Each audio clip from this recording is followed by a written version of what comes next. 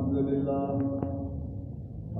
لله الذي لا ضد له ولا مثل له، والصلاة والسلام على من ورد بهديه الذي فيه شفاء لكل عليم، وعلى آله وصحبه الذين هم مقدمات الدين وهدى الهداية واليقين.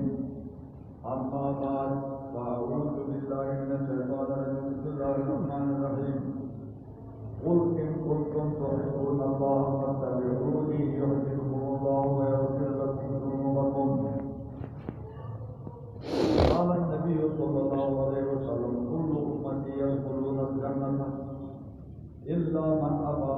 قالوا يا رسول الله ومن أبى؟ قال: من أطاعني دخل الجنة ومن عصاني فقد أبى. یہ میں نے آپ کے سامنے سورہ آل عمران کی ایک آیات تلاوت کی. آیات کی شان موجود یہ ہے، ترجمہ بھی کروں گا کہ کچھ لوگ رسول اللہ صلی اللہ علیہ وسلم کے پاس آئے. انہوں نے دعوت کیا کہ اللہ کے ساتھ ہماری محبت ہے. محبت کا دعویٰ کیا کہ اللہ کے ساتھ محبت ہے. خوش قسمت آدمی ہوتا ہے جس کی اللہ کے ساتھ سخت محبت ہو. جیسا یہ صوفیاء کرام ایک قسم آج کل نہیں ہے، وہ وحدت الوجود والے بالکل اللہ کی محبت میں دیوانہ ہو گئے ہیں. پھر وہ ٹھیک نہیں ہو گئے. اللہ کی محبت جو اللہ کی ملاقات، تو یہ آیات نازل ہو گئے. اگر واقعی تم سچے ہو، اللہ نے فرمایا میرے ساتھ محبت میں سچے ہو تو تم نبی کا اتباع کرو. اللہ کے ساتھ محبت کی علامت کیا ہے؟ دیکھو، محبت اندر ہو، دل میں محبت ظاہر میں ہو، ایمان اندر ہے، تقوی اندر ہے، زہد اندر ہے، نفاق اندر ہے. اور یہ علامات سے آپ معلوم کر سکتے ہیں. نظر میں آئے گا کسی کا کتنا ایمان ہے، آپ کو نظر میں آئے. اعمال سے معلوم کریں کتنا زہد ہے، دنیا سے کتنا بے رغبت ہے، نظر میں آئے گا. کیونکہ دل میں ہے، حرص اور زہد بے رغبتی دل میں ہے.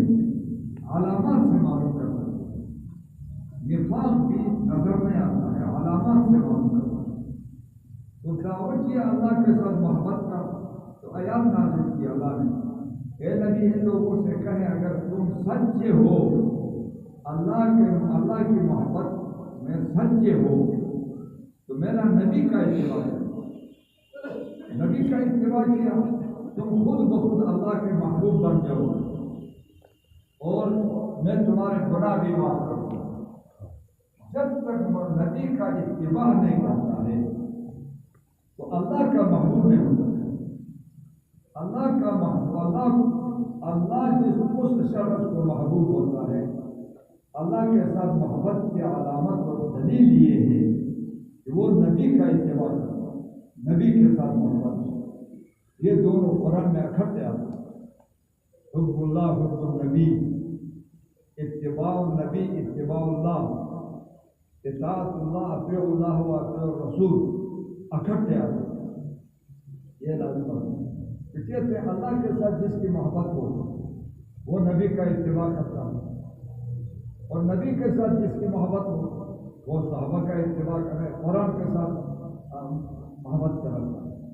قرآن کے ساتھ جس کی محبت ہو وہ صحابہ کے ساتھ محبت کرتا ہے، اور صحابہ کے ساتھ محبت ہو تو وہ تابعین ان کے شاگردوں کے ساتھ محبت رکھتا ہے. یہ ایک دوسرے کے ساتھ وابستہ ہے، ایک کڑی ہے، یہ منقطع نہیں ہوتے. تو اللہ نے فرمایا اگر میرے ساتھ محبت ہے تمہارا تو نبی کا اتباع کرو. نبی کا اتباع کرو تو میں تمہارے گناہ بھی معاف کروں گا، میں تمہارے ساتھ محبت بھی رکھوں گا. ابھی ایک تو بندہ کی محبت ہے اللہ کے ساتھ، تو اس کی علامت تو یہ ہے کہ وہ نبی کا اتباع کرے گا، اللہ کی بات مانے گا، احکام فرائض میں، سنتوں میں نبی کی بات مانے گا. لیکن ایک آدمی نبی کو محبوب ہے وہ کس طرح معلوم کرے گا؟ اللہ کو محبوب ہے وہ کس طرح معلوم کرے گا؟ یہ آدمی اللہ اور رسول کے ساتھ جو محبت رکھتا ہے اس کی علامت اتباع ہے. لیکن اللہ کو میں محبوب ہوں یا نہیں یہ کس طرح معلوم کرے گا؟ کہتے ہیں یہ توفیق ہے. جس آدمی کو توفیق ملی ہے اچھے کاموں کی، اللہ نے توفیق دی ہے نماز پڑھتا ہے، توفیق دی ہے روزہ رکھتا ہے، توفیق دی ہے اچھے کام کرتا ہے، تو سمجھو میں اللہ کا محبوب ہوں. یہ علامت ہے. اللہ جس کے ساتھ محبت رکھتا ہے اس کو توفیق دیتا ہے اچھے کاموں کا، اور اچھے کاموں سے دور ہے. سمجھو کہ یہ اللہ کو محبوب نہیں ہے. اگر یہ اللہ کو محبوب ہوتا اللہ اس کو توفیق دیتا. اللہ نے توفیق نہیں دی، محروم ہے، معلوم ہوا اللہ کو بے محبوب نہیں. حدیث کا ترجمہ یہ ہے جو حدیث میں نے پڑھی. رسول اللہ صلی اللہ علیہ وسلم نے فرمایا میرے امت کی دعوت مانے جن لوگوں نے اسلام قبول کیا وہ سب جنت میں جائیں گے. یہ اہل سنت والجماعت کا عقیدہ ہے. ہر کلمہ کو جتنا بھی گناہگار ہو، گناہ کو جائز نہیں سمجھا ہو تو کبھی نہ کبھی وہ جنت میں جائے گا. دوزخ میں ہمیشہ نہیں رہے گا. دوزخ میں گیا تو نکلے گا. اللہ میں رحمت سے میری شفاعت کے ساتھ نکلے گا. آخری نبی کی شفاعت سے بھی جو رہ گئے اللہ اپنے رحمت سے نکالے گا. اللہ کی رحمت سے نکلے گا، ہمیشہ نہیں رہے گا. تو رسول اللہ صلی اللہ علیہ وسلم نے فرمایا جس نے اسلام قبول کیا ہے جنت میں داخل ہو جائے، مگر جس نے انکار کیا وہ داخل نہیں ہوگا. تو صحابہ نے تعجب کیا، یا رسول اللہ جنت میں داخل ہونے سے کون انکار کرتا ہے؟ پاگل بھی انکار نہیں کرتا ہے جنت میں جانا. جنت میں ہر خوشی ہے، ہر نعمت ہے، آرام ہے، اللہ کا دیدار ہوتا ہے. تو جنت میں داخل ہونے کا کون انکار کرے گا کہ میں جنت میں نہیں جاتا ہوں؟ رسول اللہ صلی اللہ علیہ وسلم نے فرمایا جس نے میری اطاعت کی وہ جنت میں جائے. میرا اتباع اطاعت نہیں کی یہ انکار ہے، جنت میں جانے دے. جب تک نبی کا اتباع نہ ہو تو نبی کا وہ طریقہ پر نہیں چلتا ہے. وہ گویا کہ زبان حال سے وہ انکار کرتا ہے جنت میں جانے، وہ جنت میں نہیں جاتا.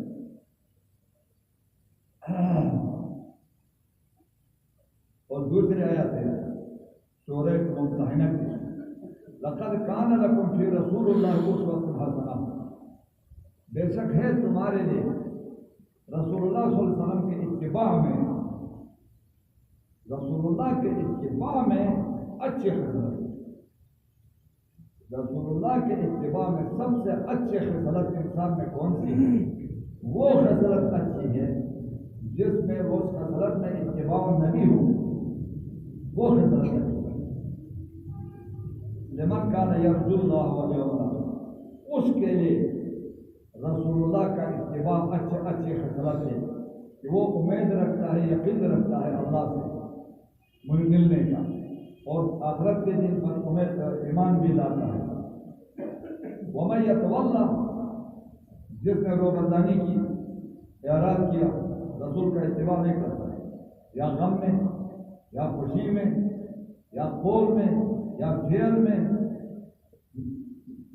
یا دنیا خرید و فروخت میں رسول کا اتباع نہیں کرتا ہے، اپنا رسم پر چلتا ہے، اعراض کیا تو فإن اللہ هو الغنی الحمید. اللہ نے فرمایا میں غنی ہوں، میں کسی کا محتاج نہیں ہوں اور کسی کی تعریف کا بھی محتاج نہیں. اللہ حمید ہے. حمید مانا محمود. اس کی خوبیاں ہیں بیان کی گئی ہیں. خود اللہ اپنی خوبیاں بیان کرتا ہے. فرشتے انسانوں سے بولتے ہیں، انسان جن فرشتے، ان تینوں میں کون زیادہ ہے؟ فرشتے زیادہ ہیں. اور زیادہ ہونے کی دلیل یہ ہے، کوئی دلیل اور سے پوچھے کہ طوفان نوح میں بیت اللہ کے پتھر پورا اٹھایا گیا، اوپر آسمان میں بیت المعمور، مانا وہ گھر بیت المعمور قرآن میں آتا ہے کہ آباد ہے عبادت سے. وہاں فرشتے عبادت کرتے ہیں. وہ عبادت کیا ہے 70,000 فرشتے ایک دن میں طواف کرتے ہیں بیت المعمور کا. نیچے بیت اللہ کا طواف ہوتا ہے, اوپر بیت المعمور کا. ابھی وہ فرشتوں نے 70,000 میں طواف کیا تو قیامت تک ان کو پھر نمبر نہیں ملا. قیامت تک نمبر نہیں ملے گا طواف کا. فرشتے اتنے زیادہ ہیں, کوئی ایک فرشتہ بیت المعمور کا 2 دفعہ طواف نہیں کر سکتے, نمبر نہیں آتا ہے. اتنے زیادہ ہیں فرشتے. تو فرشتے اتنے زیادہ ہیں تو یہ ہوا اور غنی. اللہ میں نے کہا بے پرواہ ہے, خوبی والا, کیونکہ وہ فرشتے اللہ کی خوبی, تعریف اور اللہ کا حمد سب کچھ وہ بیان کرتے. ہمیشہ عبادت میں ہے بس, اور کام نہیں فرشتوں کا عبادت. تو کوئی عبادت کرتا ہے وہ اپنے لیے کرتا ہے, اللہ کا اس میں فائدہ نہیں ہے, صرف رضامندی ہے. آپ نے بات مانی, اللہ راضی ہوگا. کہتے ہیں اسوۃ الرسول, رسول کا اقتداء اور اتباع کرنا ہے, سنت کا اتباع کرنا ہے, اور رسول کی مخالفت ترک کرنا ہے, مخالفت نہ کرنا. قول میں فعل میں یہ مشکل کام ہے. اور بعد نے یہ کہا ہے کہ صراط الذین انعمت علیہم, حسن بصری سے بھی روایت ہے, ابو العالیہ سے بھی, بہت سے بڑے بڑے لوگوں سے, کہ قرآن میں ہے اہدنا الصراط المستقیم, کہ اللہ ہمیں سیدھا راستہ ہے. سیدھا راستہ اس کو کہتے ہیں, وہ جنت تک پہنچنے کا راستہ. جنت تک پہنچنے کا جو راستہ ہے وہ سیدھا راستہ ہے. باقی قرآن میں آتا ہے ومنہا جائر, دنیا میں بعض راستے مانا طریقے, ایک سنت طریقہ ہے, باقی سنت کے خلاف طریقے ہیں. اتنے زیادہ ہیں, ہر قوم کے الگ, ہر قوم کا الگ طریقہ ہے. بڈھوں کا الگ ہے, ہندو کا الگ ہے, مسلمان کا, ایک ملک کے مسلمانوں کا الگ طریقہ بہت ہے. تو صراط مستقیم آج مانا یہ سیدھا راستہ جو جنت تک پہنچے, غلط نہ ہو. یہ کیا ہے؟ میں نے پہلے بھی تھوڑا کہا, صراط مستقیم قرآن سے معلوم ہوتا ہے توحید کا نام. صراط مستقیم سنت طریقے کا نام, سنت طریقہ. حسن بصری, ابو العالیہ وغیرہ کہتے ہیں صراط مستقیم نبی اور بڑے بڑے صحابہ کا طریقہ, وہ صراط مستقیم. اور ایک قول یہ ہے صراط مستقیم کیا ہے, نبی اور ابو بکر اور عمر کے طریقہ پر چلنا, یہ ہے صراط مستقیم. یا بڑا پاکستانی یا دیوال لوگ ہیں, اتنے رسالے نکالتے ہیں صراط مستقیم اوپر دکھا, صراط مستقیم کتاب پر صراط مستقیم اس کا نام لکھا, اور اندر کچھ اور کے اپنا طریقہ کو صراط مستقیم کہتے ہیں. صراط مستقیم توحید کا نام ہے, اتباع النبی کا نام ہے, انبیاء کے طریقہ پر چلنا, صحابہ کے طریقہ پر چلنا, یہ ہے صراط مستقیم. صحابہ کے طریقہ پر نہیں چلتا ہے, نبی کا اتباع بھی نہیں, عقیدہ بھی گڑبڑی ہے, تو وہ صراط مستقیم پر نہیں, صراط مستقیم نہیں کرتا. یہ حسن بصری سے بھی یہ روایت ہے کہ شان نزول کہ اللہ سے محبت کرتے ہیں تو اس کی علامت یہ ہے کہ وہ نبی کا اتباع کرتا ہے. اچھا, زجاج بھی کہتا ہے کہ تم تحبون اللہ ہے, اللہ سے محبت ہے تو اللہ کی بات مانو, جو امر کرتا ہے وہ مانو. اگر اللہ اور رسول کے ساتھ محبت ہے تو دونوں کا اتباع کرو. اور اللہ کی محبت کیا ہے بندہ کے ساتھ؟ دو ہیں.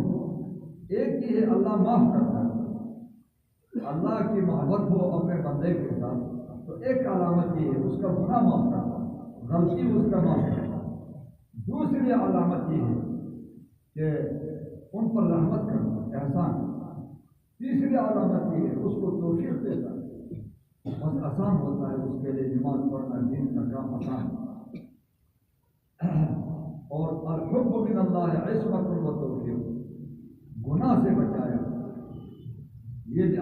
محبت ہے اللہ. جو اپنے کو گناہ سے بچاتا ہے اس کا کوئی کمال نہیں. یہ اللہ کا احسان ہے. اللہ نے توفیق دی ہے, اللہ نے بچایا ہے. یہ نہ کہے کہ میں بڑا زندہ آدمی ہوں, گناہ نہیں کرتا. اللہ کا شکر ادا کرو. آپ کو یہ توفیق کس نے دی؟ اللہ نے دی. بچایا کس نے؟ اللہ نے. رسول اللہ صلی اللہ علیہ وسلم بات کرتے صحابہ کو واز میں فرمایا ایک بات میں کہ فعلیکم بسنتی علی مولوی سمجھتے ہیں لزوم کا معنی ہے تم پر لازم ہے میری سنت کو مضبوطی سے پکڑنا. علیکم بسنتی ایک وسنت الخلفاء الراشدین, میرے بعد مضبوط حق پرست خلفاء آتے ہیں, ابو بکر, عمر, عثمان, علی, معاویہ اور میں, ان کا طریقہ بھی لازم پکڑو اور دھیان پر لگاؤ. یہ تعبیر ہے مضبوطی سے, کچھ کو چھوڑنا نہیں. وَإِيَّاكُمْ مُحْدَثَاتِ الْأُمُورِ, اپنے کو بچاؤ نئے نئے کاموں سے کہ میں نے نہیں کیا, میرے صحابہ نے نہیں کیا, تابعین نے نہیں کیا, تبع تابعین نے نہیں کیا, بعض والے لوگوں نے کام کا ایجاد کیا ہے, وہ نئے کام ہے. نئے کاموں سے اپنے کو بچاؤ. فَإِنَّ كُلَّ مُحْدَثَةٍ بِدْعَةٌ, ہر نیا کام جو 3 صدیوں میں نہیں ہوا وہ بدعت ہے. وَكُلُّ بِدْعَةٍ ضَلَالَةٌ, ہر بدعت یہ گمراہی. اور ابو ہریرہ رضی اللہ تعالیٰ عنہ کی روایت ہے غالباً کہ من اقتدی بی فہو منی. رسول اللہ صلی اللہ علیہ وسلم نے فرمایا جس نے میرا اقتدا کیا, میری پیروی کی قول فعل میں, وہ میرا ہے. جو نبی کا ہوگا وہ کامیاب ہے. وَمَنْ رَغِبَ عَنْ سُنَّتِي, میری سنت سے جس نے روگردانی کی, منہ پھیرا, تو فلیس منی. رسول اللہ صلی اللہ علیہ وسلم فرماتے ہیں وہ میرا نہیں. اور ابو ہریرہ کی دوسری روایت یہ ہے ان احسن, رسول اللہ نے صلی اللہ علیہ وسلم کا خطبہ, ان احسن الحدیث کتاب اللہ, کلام, سب سے اچھا کلام کیا ہے؟ کلام سب سے اچھا کلام رسول کا کلام بھی ہے, اللہ کا کلام بھی ہے, لوگوں کے کلام بھی ہے, علماء کے بھی ہے, اولیاء کے بھی ہے. ان خیر الحدیث کتاب اللہ, سب سے اچھا جو کلام ہے وہ اللہ کی کتاب ہے قرآن. اس سے اچھا کلام کوئی نہیں. میں آسانی سمجھانے کے لیے آپ کو آسان مثال دیتا ہوں. اللہ تعالیٰ اور مخلوق میں کتنا فرق ہے, خالق اور مخلوق میں کتنا فرق ہے. اللہ کی کتاب اور کتابوں میں کتنا فرق ہے, خالق اور مخلوق میں کتنا فرق ہے, اللہ کی کتاب اور کتابوں میں کتنا فرق ہے. مطلب بہترین کلام وہ اللہ کی کتاب ہے قرآن. اور خیر الحدی حدی محمد صلی اللہ علیہ وسلم, خطبہ میں فرمایا بہترین طریقہ ہے وہ محمد صلی اللہ علیہ وسلم کا طریقہ ہے. محمد صلی اللہ علیہ وسلم کا طریقہ بہترین طریقہ ہے.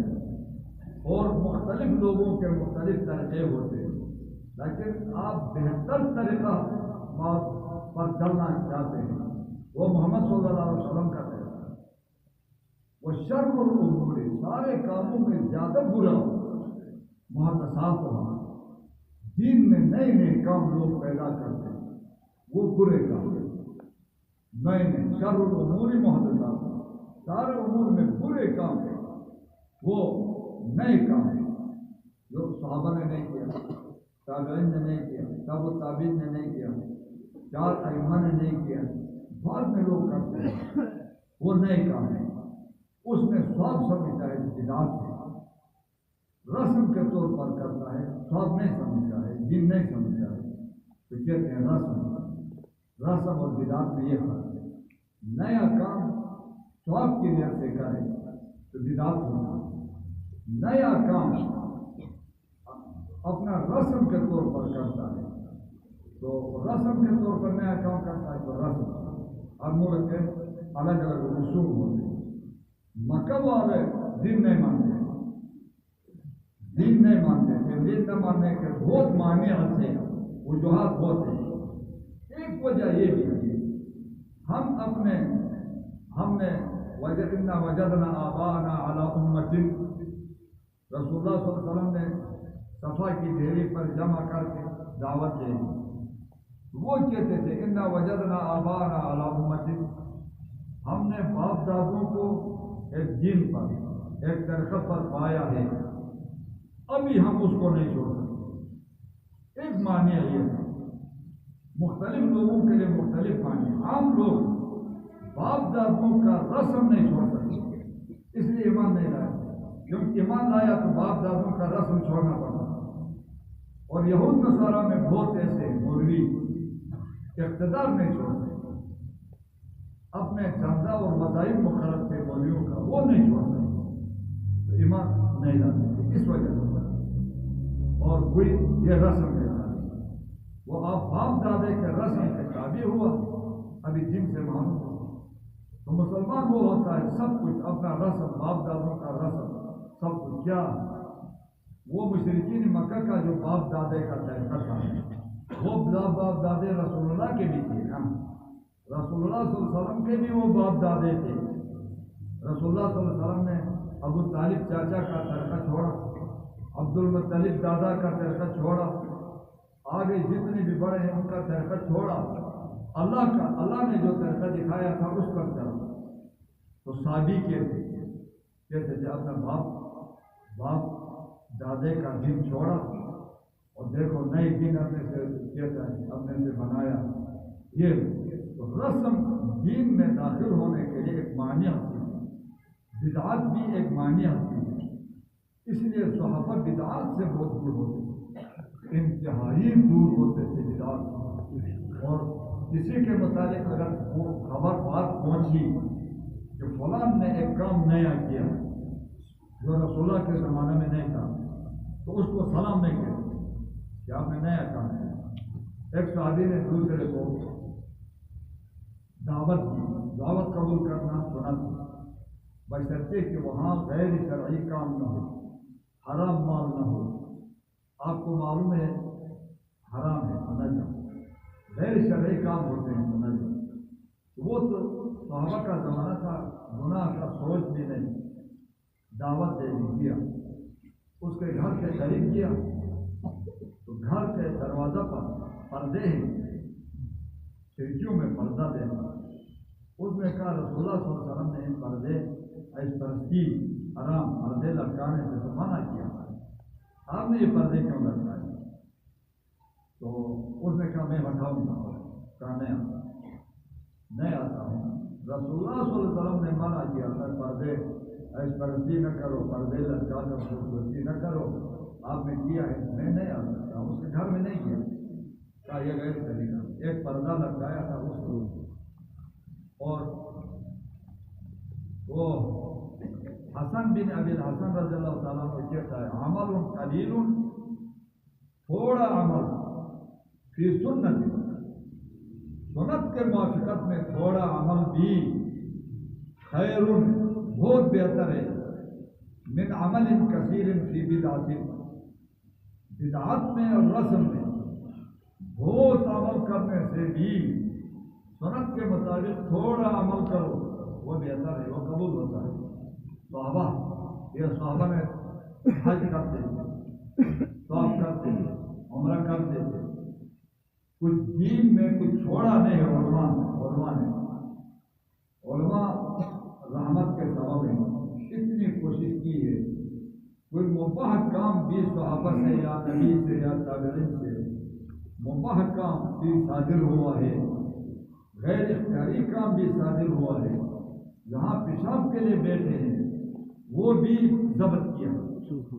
ایک بات یہ ہے تو عمل کثیر ہو لیکن بدعات میں ہو تو کچھ بھی نہیں۔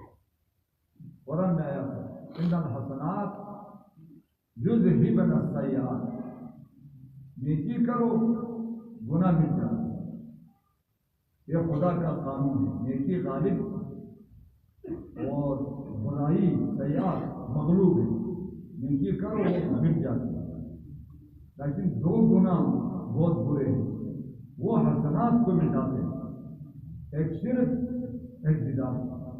لیکن اشرکت لا یحبطن عملک، قرآن میں اگر شرک کیا پورا عمل باطل ہوگا، وَلَتَكُونَنَّ مِنَ الْخَاسِرِينَ۔ ایک بدعت کیا دین نے، رسول اللہ کی شفاعت سے محروم، حوض کوثر کے پانی سے محروم، وہ بدعت کی وجہ سے سارے اعمال خراب ہو۔ یہ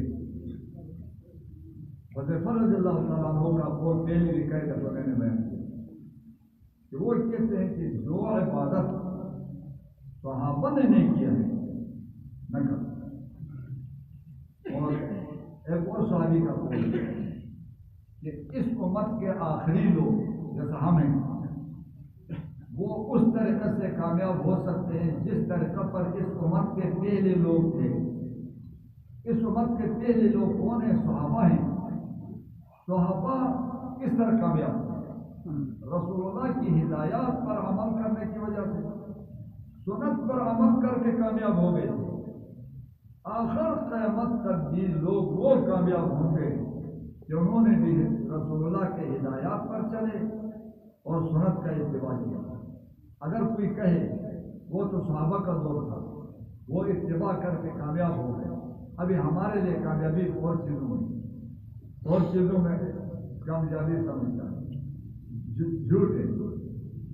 قیامت تک کامیاب ہونا چاہتا ہے تو وہ طریقہ ان کے طریقہ پر چلو، وہ نبی کے ہدایات، نبی کی سنت کا اتباع کر کے کامیاب ہو گئے۔ ہم بھی کامیاب اس وقت ہوتے ہیں کہ نبی کا ہم نے اتباع کیا۔ اور امام مالک صاحب کا قول بھی پہلے میں نے آپ کو ذکر کیا، 3 صدیوں میں جو دین نہیں تھا بعد میں وہ دین نہیں ہو سکتا۔ 3 صدیوں میں ایک کام دین سمجھ کر کیا وہ دین بنتا، جس طرح بنتا ہے تابعی وہ بات کہتا ہے جو صحابہ سے سنا ہے، صحابہ جو کہتے ہیں وہ باتیں ہیں جو نبی سے سنا ہے، اور نبی جو فرماتے ہیں وہ باتیں ہیں جبرائیل سے سنا ہے، اور جبرائیل وہ باتیں کہتا ہے جو اللہ سے سنا ہے۔ ایسا نہیں ہے کہ تابعی اپنے سے بات کرے، صحابی اپنے سے بات کرے، نبی اپنے سے بات کرے، ما ينطق عن الهوى ان هو الا وحی یوحی، قرآن میں سورہ نجم ہے، اپنی خواہش سے نبی باتیں نہیں کرتا، جو بھی وحی ہو گئی وہ بتا دو۔ کسی نے سوال کیا اور جواب نبی کو معلوم نہیں کہ وحی نازل، خاموش ہوتا، خاموش کئی دن تک یہ عمر مومنین عائشہ رضی اللہ تعالیٰ عنہ پر تہمت لگائی، کتنے عرصہ وحی نازل نہیں، پریشان بہت عرصہ۔ اور کعب بن مالک اور اس ساتھی غزوہ تبوک سے مخلص 3 صحابہ بلا عذر شریک نہیں، ارادہ بھی تھا لیکن اللہ کا ارادہ نہیں تھا، ان کا ارادہ تھا تو نہیں جا سکے، جاری کر کے نہیں جا سکے۔ واپس آیا، منافقین بہت بیٹھے، انہوں نے جھوٹ بولا، عذر کیا، نبی کو علم غیب نہیں تھا، نبی ان سے راضی ہو، تو لوگوں نے ان تینوں سے کہا آپ بھی جھوٹ بولتے، تو نبی دعا بھی کرتے، راضی ہوتے، انہوں نے کہا جھوٹ نہیں بولتے، جو بھی ہوا جھوٹ نہیں بولتے، کیوں نہیں آ رہے؟ کوئی عذر تھا؟ کہا نہیں، سواری نہیں تھے، کیوں نہیں آ رہے؟ ارادہ تھا، بس اللہ کو منظور نہیں تھا، نہیں آ سکتا، حکم ہوا ان کے ساتھ باتیں نہیں کرتے، ایک صحابی بھی بات نہیں کرتا، کیا 50 دن تک، 50 دن کے بعد ابھی نبی اپنے سے کچھ نہیں کہتا، 50 دن کے بعد قرآن نازل ہوا ان کے برابر میں، اللہ راضی ہوا، قیامت تک وہ قرآن میں لوگ پڑھتے ہیں۔ تو المتمسک، حدیث نبی نے فرمایا المتمسک بسنتی، وہ آدمی میرے سنت کو مضبوطی سے پکڑتا ہے، عند فساد امتی، میری امت کے فساد کے وقت، فساد کا معنی یہ ہے سنت کا پرواہ نہیں ہے، فرض کا پرواہ نہیں ہے، دین کا پرواہ نہیں ہے، یہ فساد ہے، بڑا فساد۔ قرآن میں جو فساد کہا گیا ہے، جھوٹ کو فساد کہا گیا ہے، گناہوں کو فساد کہا گیا ہے. یہ منافقین کے بارے میں سورہ بقرہ میں آیا لا تفسدوا فی الارض، زمین میں فساد نہ کرو. منافق اتنے بزدل تھے، وہ لڑتے نہیں تھے. فساد نہ کرو. کیا فساد کیا؟ لڑائی کی، قتل کیا؟ نہیں. وہ فساد گناہ کرتے، جھوٹ دل میں ایک زبان میں ہو. تو اللہ نے فرمایا کہ وہ نہ کرو، فساد نہ کرو. گناہ کرنا فساد. تو رسول اللہ صلی اللہ علیہ وسلم نے فرمایا میرے امت کے فساد کے وقت میں کہ گناہوں میں پوری امت گناہوں میں مبتلا ہے، نافرمانیوں میں ہے، اس وقت میں کسی نے ایک سنت کو مضبوطی سے پکڑا، لہو اجر 100 شہید، 100 شہداء کا اجر اس کو ملتا ہے. 100 شہداء، 100 آدمی جو فی سبیل اللہ کی رضامندی کے لیے جہاد میں جان کیا، اس کو شہید کیا. 100 شہداء سے فساد الامت کے وقت میں ایک سنت کو زندہ کرنا یہ بہتر ہے. سنت کا اتنا بڑا درجہ ہے سنت کا ہونا. یہ ایک حدیث میں ہے من احیا سنتی فقط احیانی، جس نے سنت کو زندہ کیا لوگوں نے مٹایا ہے، یہ مشہور کرنا ہے، رائج کرنا ہے. تو رسول اللہ فرماتے ہیں کہ مجھے زندہ کیا، اور جس نے مجھے زندہ کیا وہ میرے ساتھ ہوگا نا جنت میں، نبی کے ساتھ ہوگا. یہ عجمی لوگوں میں احتیاط بالکل نہیں. اور بدعات پیدا ہونے کے امام شافعی نے 8ویں صدی کا عالم گزرا ہے، کتاب الاعتصام اس کی کتاب 8ویں صدی کا ہے، امام شافعی کی کتاب. یہ سب بدعات کی ترتیب میں ہے وہ کتاب. ابھی دو نکالا ہے، چھوٹی سے کیا ہے، جائز باتیں نکالتا، اصل کتاب اتنی موٹی ہے. وہاں تک یہ ذکر کیا ہے کہ یہ بدعات کس طرح پیدا ہوتے ہیں. بدعات اکثر کوئی باپ دادے کے اتباع میں لوگ کرتے ہیں.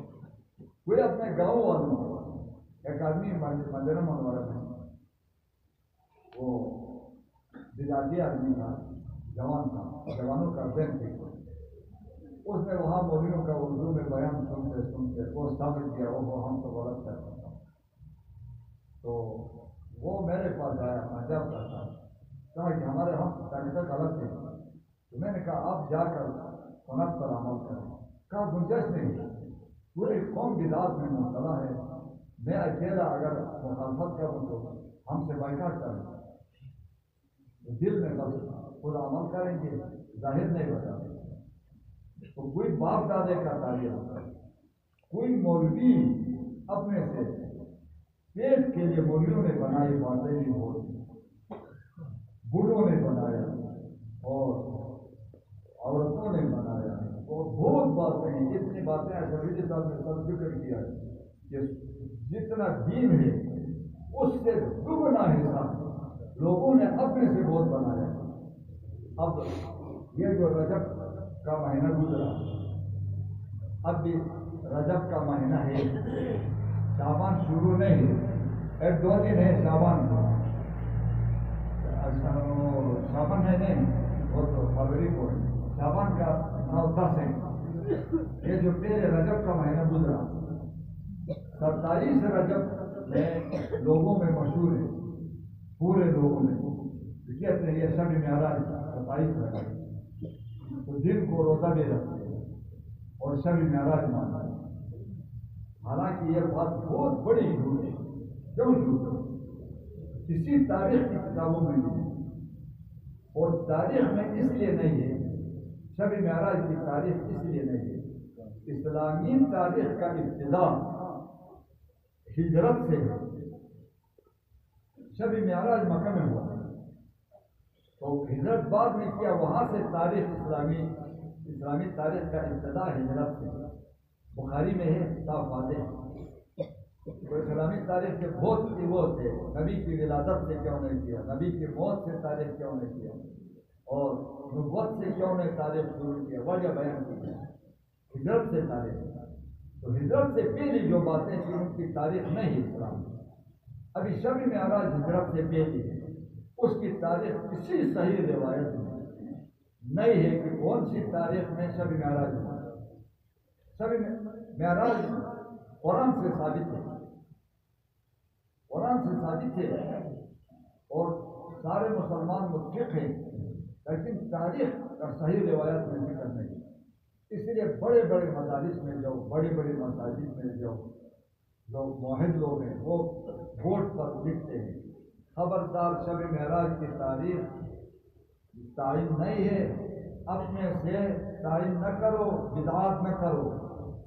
کل روزہ ہے، شب معراج ہے، صحابہ کو معلوم نہیں تھا شب معراج کون سی ہے، تابعین کو معلوم نہیں تھا، پاکستانی کو معلوم ہے 27 رجب شب معراج، پاکستانی کو معلوم ہے۔ وہ پاکستانیوں آپ کے پاس کوئی نیا پیغمبر آیا ہے، وہی آئی ہے۔ تاریخ تو ہجرت سے شروع ہے، تاریخ کی کتابوں میں نہیں، احادیث کی کتابوں میں نہیں۔ آپ نے کہاں سے لایا یہ؟ اپنے سے لایا۔ دوسری، اب یہ شعبان ہے، شعبان میں 15 شعبان کو رمضان میں تراویح پابندی سے نہیں پڑھتے، اتنا شوق نہیں، اور 15 شعبان کو رات کو نوافل دی۔ یہ لوفر لڑکے کعوہ بنایا، جمع ہو کر مسجد میں گئے، کھیل تماشا ہوتا ہے، گپ شپ لگاتے ہیں، کعوہ پیتے ہیں، مسجد کی بے ادبی، اور کوئی ہنستا ہے، کوئی نماز پڑھتا ہے، دوسرا اس کو ہنساتا ہے، اور ان کو یہ پتہ نہیں ہے، ایک نماز میں کھڑا ہو دوسرا اس کو ہنساتا ہے نماز میں۔ تو فقہا نے لکھا یہ ہنسانے والا کافر ہوتا ہے، کیونکہ یہ نماز کی توہین کرتا ہے۔ آدمی نماز میں ہے، یہ نماز میں ہنساتا ہے، وہ گپ شپ کے لیے فرض نماز نہیں پڑھتے تو شب برات اور دن کو روزے بھی رکھتے ہیں، اس کی حقیقت یاد ہے۔ تو رسول اللہ صلی اللہ علیہ وسلم نے خود اپنے زمانے میں شب معراج میں نہ نمازیں تہجد کے علاوہ نماز نہیں پڑھی، روزہ نہیں رکھا، صحابہ نے نہیں، تابعین نے نہیں، تبع تابعین نے نہیں، 4 ائمہ نے نہیں۔ آخری صحابی وفات ہوا ہے مکہ میں 110 سنہ ہجری، آخری صحابی 110 کے بعد دنیا میں کوئی صحابی زندہ نہیں تھا، اور صحابہ نے نہیں کیا۔ کس نے کیا ہے؟ کیوں مشہور ہے؟ کتابوں میں کیوں لکھا ہے کتابوں میں؟ مشکا شریف میں حدیث کی، رات کو نماز پڑھو، دن کو روزہ رکھو، صوموا لیلہ وصوموا یومہ، نصف شعبان کا دن کو روزہ رکھو۔ وہاں مشکات میں اندر ہے یہ حدیث ضعیف ہے۔ کس نے کہا؟ امام بخاری نے کہا۔ جتنی شب برات کے بارے میں احادیث ہیں وہ سب ضعیف ہے۔ اس لیے مفتی محمد شفیع رحمۃ اللہ علیہ نے معارف القرآن میں ذکر کیا ہے۔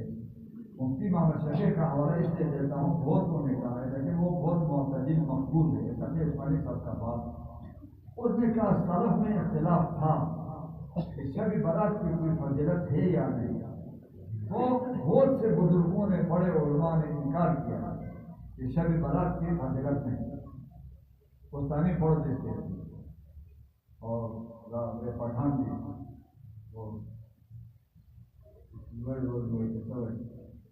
یہ اس کو بڑا دن ہے، اس کو کچھ خیرات بھی کرتے ہیں، صدقہ بھی، اچھا کھانا بھی پکاتے ہیں۔ صحابہ نے نہیں کیا، تابعین نے نہیں کیا، تبع تابعین نے نہیں کیا، تو کس نے کیا؟ کب ایجاد ہوا ہے؟ کیوں ایجاد ہوا ہے؟ مشکات شریف کا ایک شرح ہے مظاہر الحق، یہاں علماء بیٹھتے ہیں، اس سے حوالہ دیتا ہوں، مظاہر الحق اس کا نام ہے، اور وہ شرح اردو زبان میں ہے۔ اس کے 850 صفحہ میں 850 صفحہ میں ہے کہ یہ کام شب برات کا، نماز و روزوں کا، یہ کس نے ایجاد کیا؟ کہتے ہیں کہ یہ بیت المقدس میں 448 سنہ ہجری میں برے مولویوں نے اس کا ایجاد کیا۔ کیوں کیا؟ تاکہ بہت لوگ ہمارے تابع ہوں، ارد گرد ہوں، تو کچھ دے دے، ہمارا مجمع بھی بڑھ جائے گا اور کچھ ہمیں پیسے بھی دیں گے۔ دنیاوی فائدہ بھی ہوگا، عزت بھی ہوگی۔ بہت اپنے عزت کے لیے اور لوگوں سے فائدہ زیادہ اٹھانے کے لیے اس کا ایجاد کیا۔ ایجاد کس نے کیا؟ مولویوں نے۔ اور کیوں کیا؟ دنیاوی مفاد کے لیے، لوگوں کو زیادہ جمع کرنے کے لیے۔ اور کہاں کیا؟ بیت المقدس میں۔ ایجاد اس کا بیت المقدس میں ہوا اور کہیں نہیں۔ آہستہ آہستہ مسجد حرم میں شروع ہوا، آہستہ آہستہ کرتے مسجد نبی میں شروع ہوا، پورے عرب میں مشہور ہوا یہ شب برات کا۔ پھر 800 سنہ ہجری میں حق پرست علماء آئے، انہوں نے تحقیق شروع کیا۔ وہ کرنے والوں سے کہا کدھر ہے آپ اس رات میں نمازیں اور دن کو روزہ، ثبوت کیا ہے؟ احادیث تو سب ضعیف ہے۔